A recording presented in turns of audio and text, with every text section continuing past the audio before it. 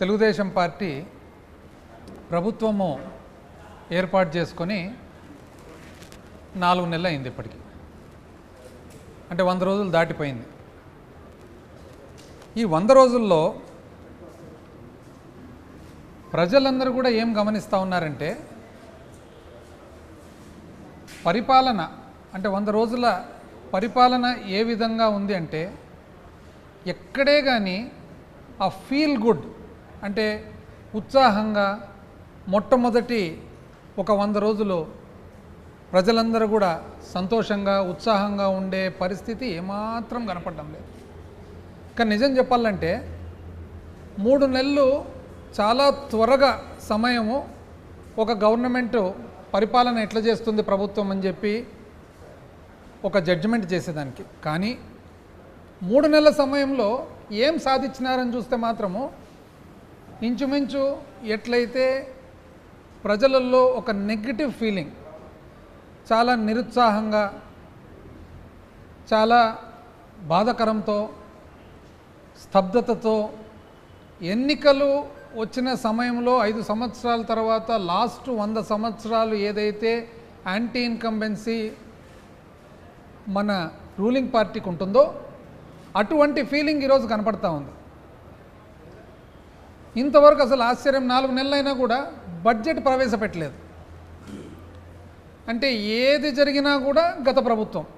ఇప్పుడు ప్రజలందరూ కూడా చూస్తూ ఉన్నారు కదా, ప్రతి ఒక్కటి వర్షం పడినా గత ప్రభుత్వం, పడకున్నా గత ప్రభుత్వం, ఇంకోటైనా గత ప్రభుత్వం, ఇంకోటి బడ్జెట్ ప్రవేశపెట్టలేకపోవడం గత ప్రభుత్వం అనేది ప్రజలు ఎవరు ఒప్పరు.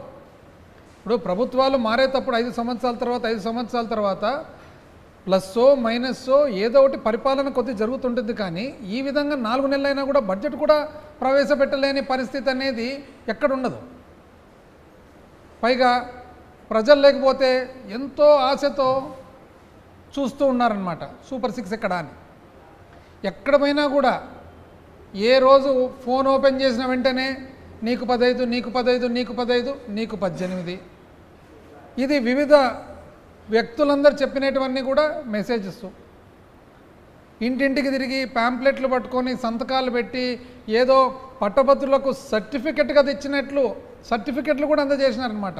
వచ్చిన వెంటనే ఎంతమంది పిల్లలు ఉంటే అంతమందికి సరి 15,000.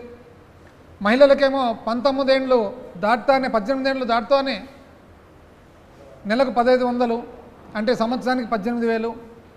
రైతులకు 20,000, నిరుద్యోగులకు భృతి, 50 ఏళ్ళకే పెన్షను. పాపం పల్లెటూళ్ళల్లో దాని తర్వాత టౌన్స్లో చూసినట్లయితే 50 సంవత్సరాలు అయింది ఇంకా పెన్షన్ ఎక్కడ అని చెప్పి వేచి చూస్తూ ఉన్నారు. ఎందుకంటే చెప్పడం కూడా ఎంత ఫోర్స్తో చెప్పడం జరిగిందంటే తెలుగుదేశం పార్టీ ప్రమాణ స్వీకారం చేయడం తొలి సంతకాలు ఈ సూపర్ 6 అని, మొట్టమొదటి సంతకాలే ఈ సూపర్ 6 వస్తాయని ప్రజలు కూడా అంత అన్వేషణతో ఆశతో పాపము వాళ్ళు వెయిట్ చేస్తూ ఉన్నారనమాట.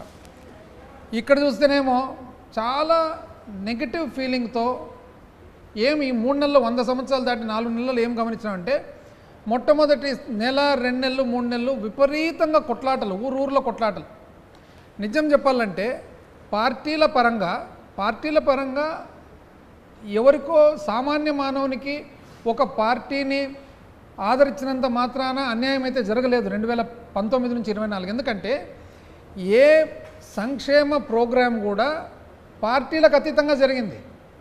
పార్టీలకు సంబంధం లేకుండా, ఎటువంటి కులానికి మతానికి సంబంధం లేకుండా అర్హత ఉండే వాళ్ళందరికీ కూడా సంక్షేమ ప్రోగ్రాంలన్నీ అందినాయి. కాబట్టి ఒక వ్యక్తి ఎవరన్నా కానీ నేను ఈ పార్టీని ఆదరించినా కాబట్టి నాకు జరగలేదని చెప్పేదానికి వాస్తవానికి లేదు. కానీ ఇప్పుడు చూడండి ఎంత నెగటివ్ ఫీలింగ్ ఉందో.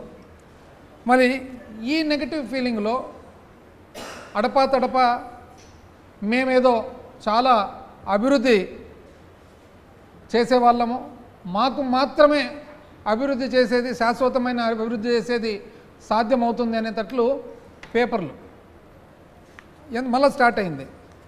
ఢిల్లీలో మళ్ళీ కీలకంగా చంద్రబాబు ఈనాడు, ఆర్థిక సుడిగుండం నుండి గట్టెక్కించండి ఈనాడు, గట్టెక్కించండి మళ్ళీ ఈనాడు, 3 కేంద్ర మంత్రులతో చంద్రబాబు భేటీ, రాష్ట్ర పునర్నిర్మాణమే లక్ష్యం ఈనాడు, ఫలించిన చంద్రబాబు కృషి.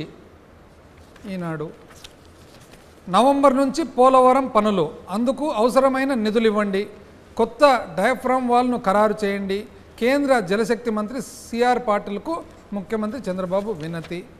పోలవరం పనులు అంటే ఎవరన్నా చూసినట్లయితే అసలు పాత సిస్టమ్ మాదిరే. అంటే చంద్రబాబు నాయుడు గారు ఇక్కడ బయలుదేరడం నుంచి పోతూ ఉన్నాడు, పోబోతూ ఉన్నాడు, ఢిల్లీలో ల్యాండ్ అయ్యాడు, వీళ్ళని కలుస్తున్నాడు, కలవబోతున్నాడు. అంటే ఇవన్నీ కూడా ఏదో శాశ్వతమైన కార్యక్రమాలన్నీ కూడా వాళ్ళకు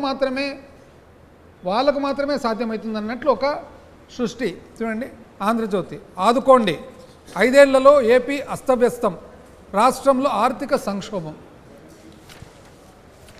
త్వరగా ఇవ్వండి పోలవరానికి 12,500 కోట్లు. అంటే 12,500 కోట్లు త్వరగా ఇవ్వండి అని ఎప్పుడు రాసినారు? 27 జూలై 27. దాని తర్వాత ఆగస్టు 17 పోలవరానికి త్వరగా నిధులు ఇవ్వండి, ఆలస్యమైతే మరో సీజన్ కోల్పోతాం, ఢిల్లీలో జలశక్తి మంత్రికి చంద్రబాబు వినతి.